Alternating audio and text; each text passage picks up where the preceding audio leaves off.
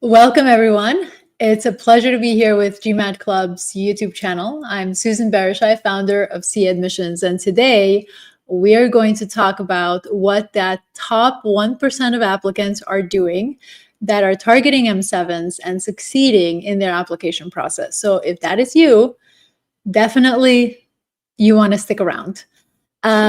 What's important that I want you to keep in mind as you are joining the session is to know that this is not going to be a generic how to apply kind of session.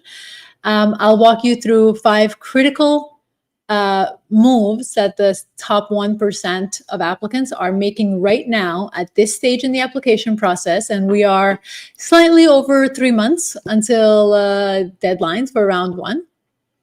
They're not doing this in August. They're not doing this in September. But all of these things are important to, of course, secure a seat at some of the most prestigious MBA programs in the world. So let's dive right in while I navigate my slides. All right, so let's start with what I see every single year. Candidates with elite credentials. So I'm thinking Bain, BlackRock, Google, all of these, top players in the industry still get rejected. And not just at one school, sometimes across the board. It's not because they aren't smart. It's not because they assume the stats. It's not because they don't have the career itself. It's really oftentimes because they assume that the stats alone and the brand name is going to carry them through the application. Admission teams, putting on the hat of the admission team, reading your application, they're looking for intentionality, not perfection. They're evaluating leadership potential, clarity of goals, and alignment with the school's values and culture. So while the GMAT and your resume get you to the door in terms of your application, they are not really the thing that carries you through to the finish line. And that's what we're here to talk about today in terms of what are those differentiations that those top 1% are making in differentiating themselves in the application pool. So before we dive in, for those of you who aren't familiar with me, what we do here at Sia Admissions. So I've spent almost a decade with high-achieving professionals coming from finance, technology, consulting, healthcare, family businesses, and beyond, in coaching them through their MBA application journey. My firm, Sia Admissions, specializes in crafting intentional applications rooted in strategy and personal clarity. We don't work with everyone. And not to be, elitist or anything, but we work with people who are really serious about maximizing outcomes. We are fully invested in the clients we work with, and we want to work with people who are also fully invested in their future and their career. So our clients get into the likes of Harvard, Stanford, Wharton, MIT, Booth, Columbia, LBS, INSEAD, and name the top 20 essentially schools. And what's important to highlight here is that we don't come with the intentionality or with the thought or with the promise that this is all about luck. These individuals get in by treating this like it was a leadership challenge that it is, because it definitely requires a lot of stamina to go through until you're applying in round 1 until January, essentially, by the time you know what the decisions have been. So let's talk about what's shifting in 2025. And I think this is really important place to begin our anchoring point, because obviously I'm sure you read the news and you recognize that things are changing, things are shifting, and it's important to take a moment to discuss that before we dive into the 5 top things, top steps that that top 1% make. So many schools have toned down their DEI messaging. Of course, a lot of applications are still coming out, or essay questions are still coming out. We have about 4 or 5 schools that have already released deadlines for the upcoming application cycle. So things are moving, and you're going to be hearing, not in weeks, but in days, more and more schools releasing deadlines, releasing essay questions. Now we anticipate toning down their DEI messaging, of course, because of what's happening politically, especially in the United States. But what does that mean for you? It does not mean that they're stopping. They have stopped caring about global mindset, inclusion, and interpersonal agility. What they want to see now is maturity and the self-awareness. They want a clear sense that you're thought about your role in the future of business and that you already begun to step into that future role. But there is also another layer. The schools are no longer just looking for dreamers with ambiguous post-MBA goals. Not that they were looking for ambiguous post-MBA goals before, but you had a lot more opportunity to really, make drastic career shift. Now they're looking more for pragmatists, people who understand the microeconomic and employment landscape, who are aware what's realistic in their desired industry and who can articulate how they'll navigate towards that future effectively. They want to see feasibility, not just aspiration. And you have to really toe the line between those two, between being aspirational but not being unrealistic in your process. So in short, clarity of vision isn't just about articulating what you want to do, right? If you don't come from VC experience, if you say VC, or if you're changing entirely the directionality, it's going to be much tougher. What it is about is that you provide, or you are proving to them that you understand how the market works, right? And how you're going to earn your place in this new landscape that we're dealing with at this moment. The candidates who are going to be winning in this cycle have both that vision in terms of what's happening, as well as the groundedness in terms of recognizing the landscape and what will be happening in the next couple, next year at least, in terms of the applications themselves.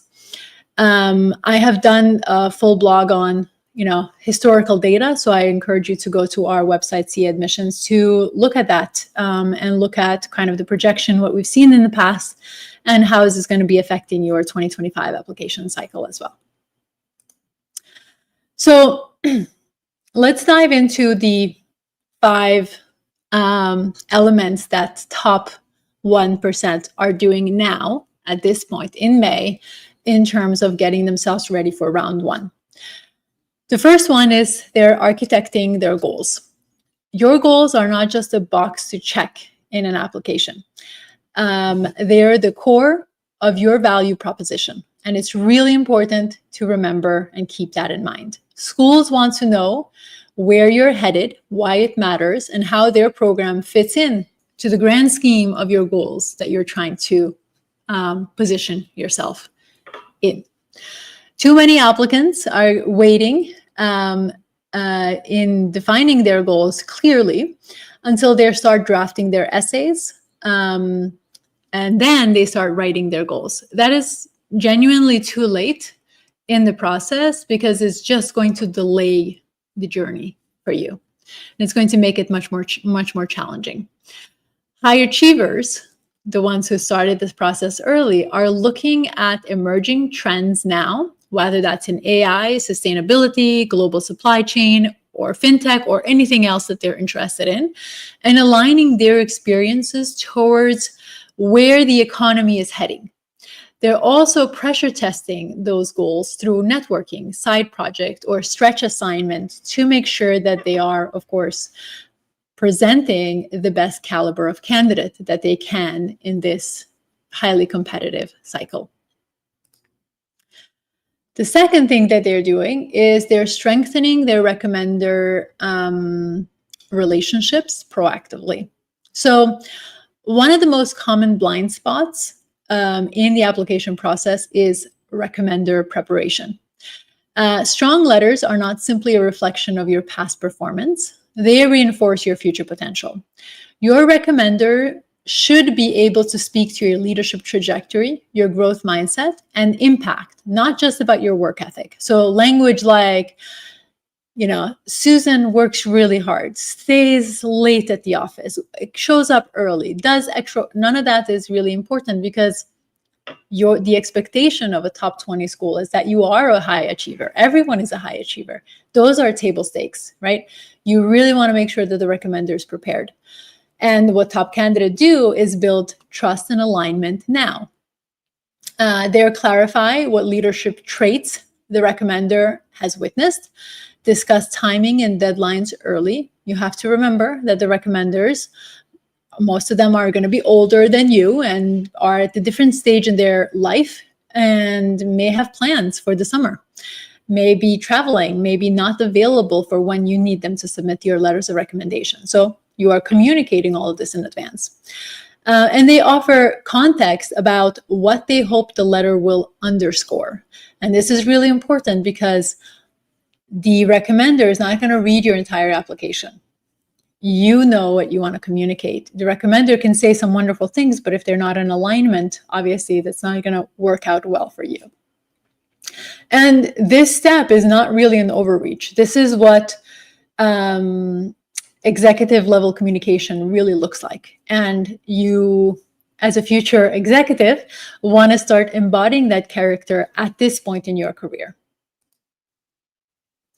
And the third thing that they're doing is that they are rebuilding their resume as a leadership asset. And it is truly an asset, and you should be looking at it as such. The MBA resume is a strategic document. Again, not just a record of what you've done, not just a list of all your responsibilities. Admission teams want to see evidence of leadership, progression, and the kind of impact that aligns with the goals you've outlined in your application elsewhere. And yet, most applicants, what I see often is that they submit a job-focused resume that oftentimes falls quite flat. Now is the time to refine your resume. Even if you haven't selected your schools yet, your resume, if once you know your goals, is school agnostic. You are going to be needing to put together a resume that is truly in alignment with where you're looking to go and capture the experiences as assets that the admission team is going to be leveraging to determine if you are a good candidate for the school or not. Your job is to strip out passive duties and inject active language. Show how your decisions led to particular outcomes. Of course, you're going to use metrics, scope, clear signals of influence. The best applicants don't make readers guess what they have done.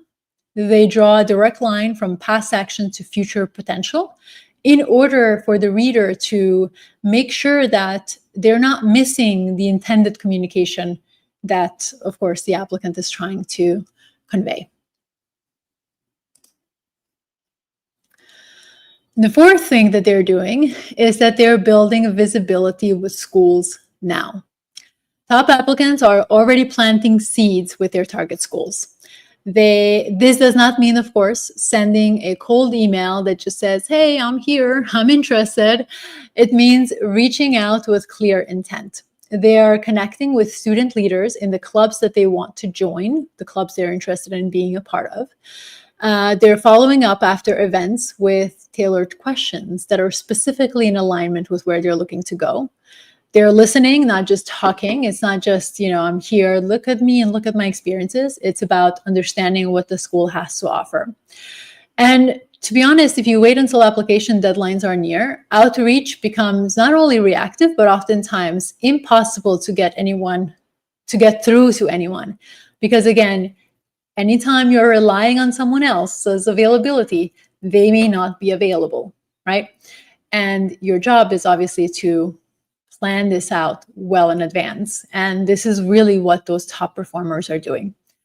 But when you start now, obviously, you're gathering these rich insights that you're going to be using in your essays in terms of context, in terms of like what the school is going to offer you, obviously in your interviews as well. And you may say, Susan, well, I don't have an interview yet. And that's totally okay, but you're planning for an interview. You have to believe it before it happens, right? And in the process of having these conversations, you're going to want to show genuine interest in the program. You want to show them that you really want to attend this program by asking poignant questions that are in alignment with where you're looking to go.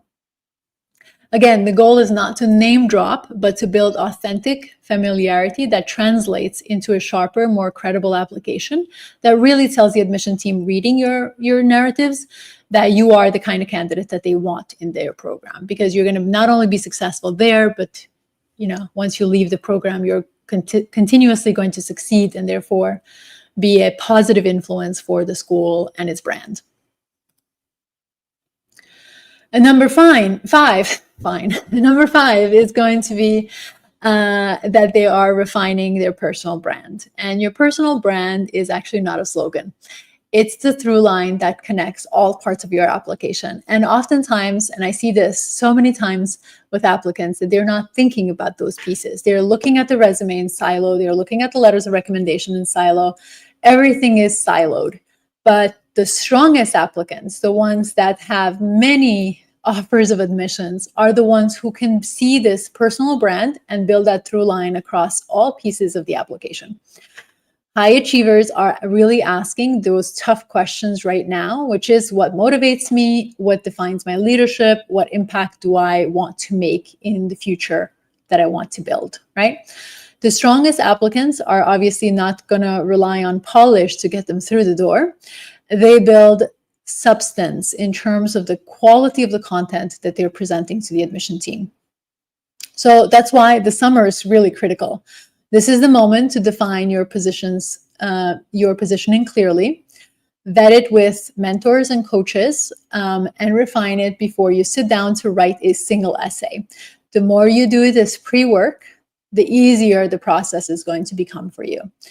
So if your resume, and you have to remember, of course, that if your resume is going to say one thing and your essay say another, and your letters of recommendation say yet another thing, you are going to be losing coherence. And obviously that does not translate to a strong communicator, which is what business schools are looking for. But if everything reinforces your unique path, your unique brand, you are absolutely going to stand out, even if you are an overrepresented candidate.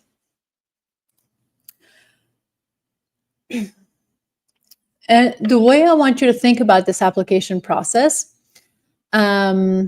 is that this is your first MBA assignment, a leadership case study in resource allocation, storytelling, and timing.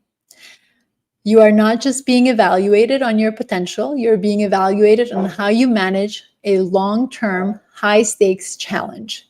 And this is truly a long-term, high-stakes challenge. Again, if you're applying for round one, however early you started preparing for your GMAT or your GRE, it will continue this process. It will continue on until December, middle of December, when round one decisions come out.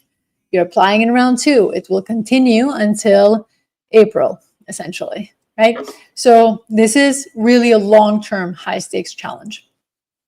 Most people underestimate how much time it takes, how much clarity is required, how much energy is required, and revision required to go through this process effectively and successfully. So they show up in August and think, oh, I can push through this. I've done it in college, right? I do it all the time at work.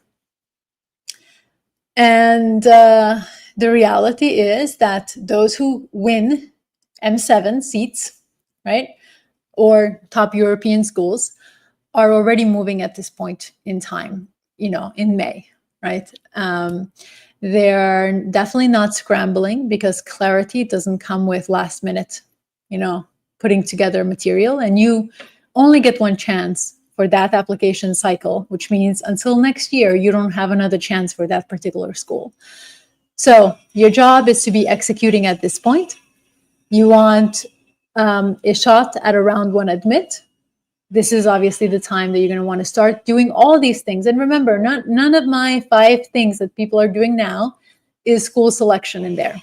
All of these are school agnostic. So even if you're still working for your GMAT or your GRE, you can still work through this material to make sure that you are facing round one with clarity and with a strong application.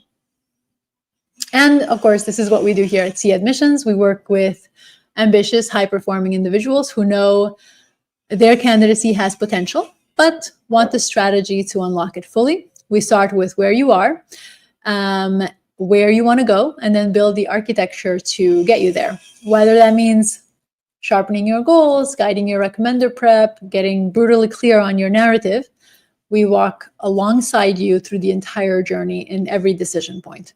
Our process is definitely high touch, rigorous, and deeply personal, but I think when you are going through this process, you definitely want an outcome that is positive, and we have a success rate that is reflective of, just how much we support clients along this journey. And if any of this resonated with you and you want to talk about how we can support you through this process, I invite you to reach out. One-on-one consultations to discuss how we can support you are at no cost, so they're free. But of course, this is, again, for individuals who are really ready to take the process seriously and move to the next phase of their professional development. So I will be diving into questions. I see there's some comments in here. You're cleaning your resume, done with the GMAT, amazing. Putting down goals. Okay, so my recommendation for you, stop working on your resume, clean up your goals, and then go back to your resume. You definitely need that order because your resume must be a reflection, must capture what your goals are, which means you need to showcase transferable skills. If you haven't defined or you haven't clarified your goals, you can't write your resume. So hopefully that's helpful. Question is, I have close to 11 years of experience.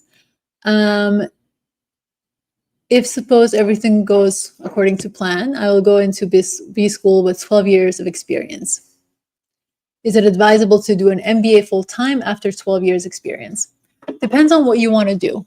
This, after 10 years of work experience, it becomes a little bit more challenging in terms of which schools you apply to.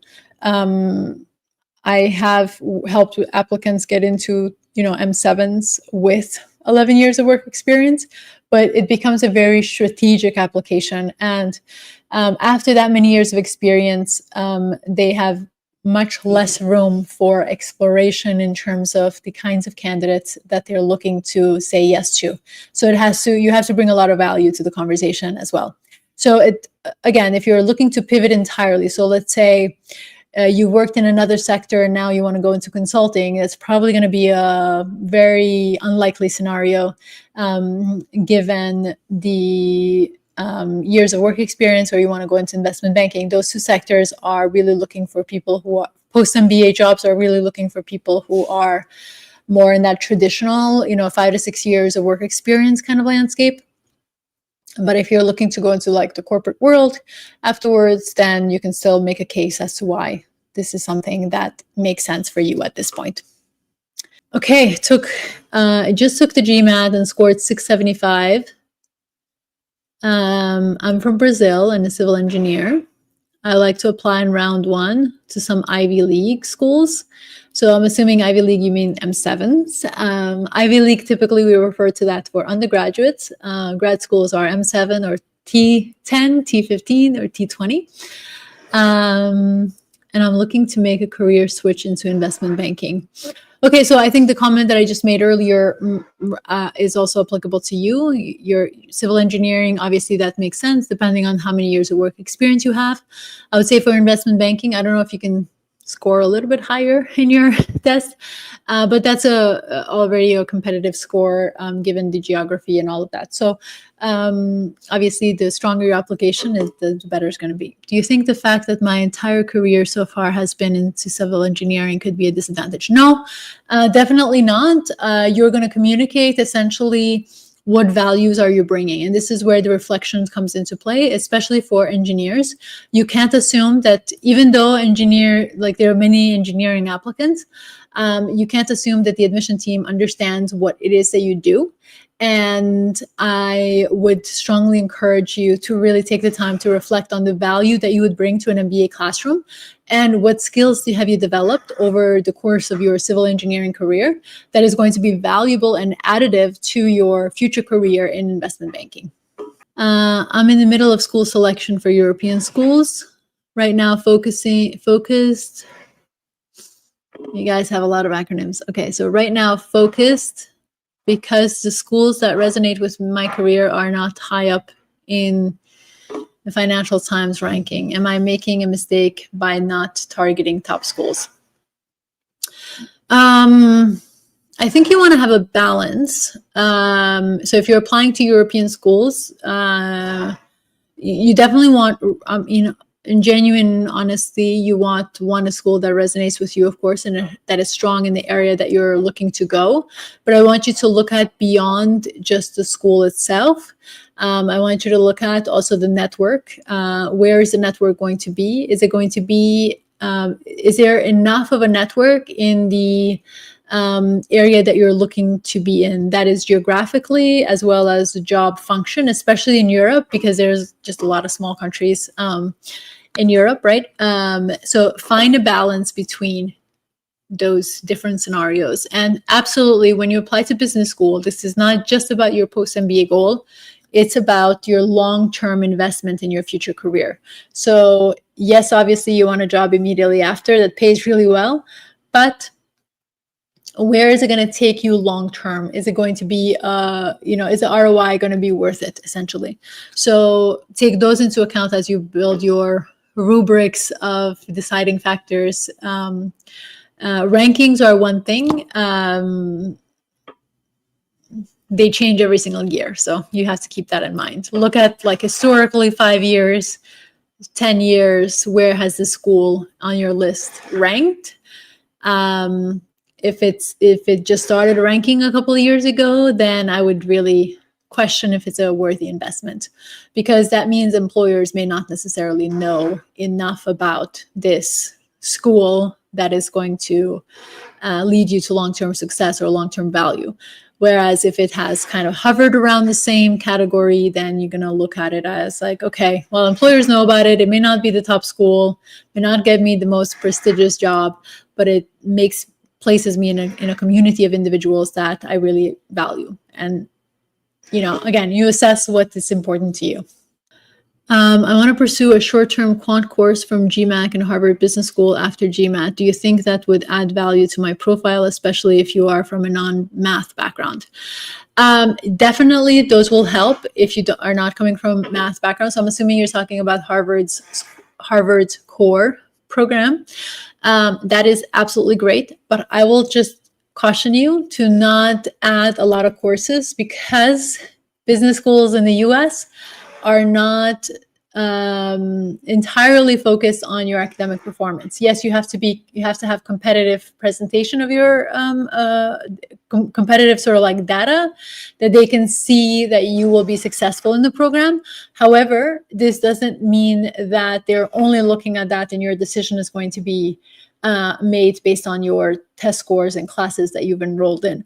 I will tell you, like, I work with reapplicants and a lot of them have a similar story. I focus on retaking my GMAT a million times. Not that you can, of course, take it a million times, but, at the maximum. I took all of these classes and I still got rejected. Oftentimes, the problem with those rejections are that the applicant spend too much time focusing on the wrong things. And that is focusing on your certificates and your grades and your GMAT scores. There has to be a balance across the board, and the application definitely needs a lot of attention. So balance it out. If you are, depending on when you're sitting for your GMAT, course, and obviously the Harvard core course is between 12 weeks minimum, 17 weeks maximum, which is obviously also a long time. And I think it requires something about like 10 hours a week of study time, which is 10 hours that you're not dedicating to your application between now and round one. So balance it out is all I'm saying. But those are great. All right, so we've been here for about 50 minutes. I encourage you to rewatch it if you joined late in the process, rewatch the video. If you want support in this journey and are looking for a coach to guide you through every part of the process, I invite you to reach out for a free consultation.